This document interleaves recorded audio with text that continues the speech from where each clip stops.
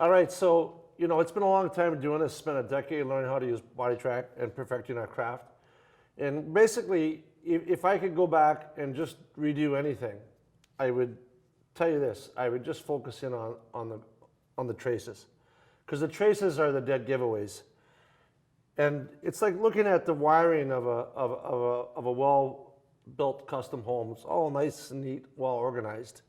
When you see that wiring take all sorts of different patterns, it really is just the loss of energy.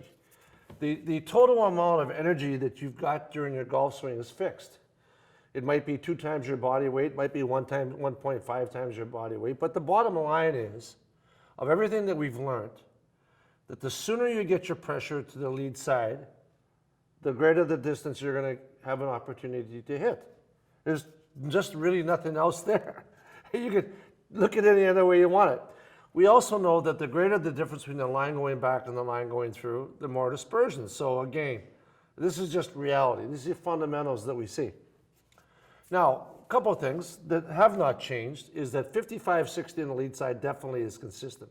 Pressure transition, when that white dot begins to move forward, that's the right time to have counterbalance in your trail heel. 55-60 in your trail heel. These are really easy things to notice.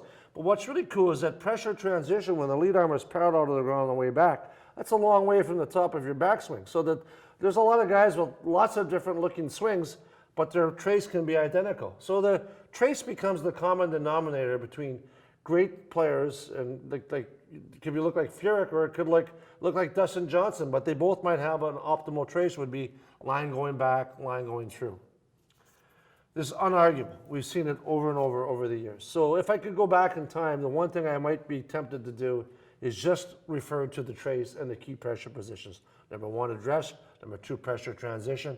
And I do like the vertical forces, because the vertical forces give me a net sum of what I'm trying to achieve. So when my lead arm is parallel to the ground, let's call it the trail side, let's circle it, and the lead side. If I only have 2 times my body weight to work with, and I have 2, a sum of 2 to work with, put a square on that. If I put 1 on my trail side and 1 on my lead side, that's my sum, because I'm not that smart, but I know that 1 and 1 is 2. So I've only got 1 on my lead side. Now, if I can do something that allows me to only put 0.5 of my body weight on my trail side, and allow me to have 1.5 on my lead side prior to impact, I've got a 50% increase in power potential. And that's what we're going to be talking about doing. Getting pressure to the lead side early by knowing where to put that pressure on our trail foot at the right time, on weighting the trail side, getting pressure to the lead side early, allowing us to increase our braking action, our brake effect, and reducing the time from peak velocity impact, generating more vertical force on the lead side, and overall more distance. That's the secret to distance in golf today. And that's my summary after doing this for a decade. Terry Hashimoto with BodiTrak. Appreciate your time.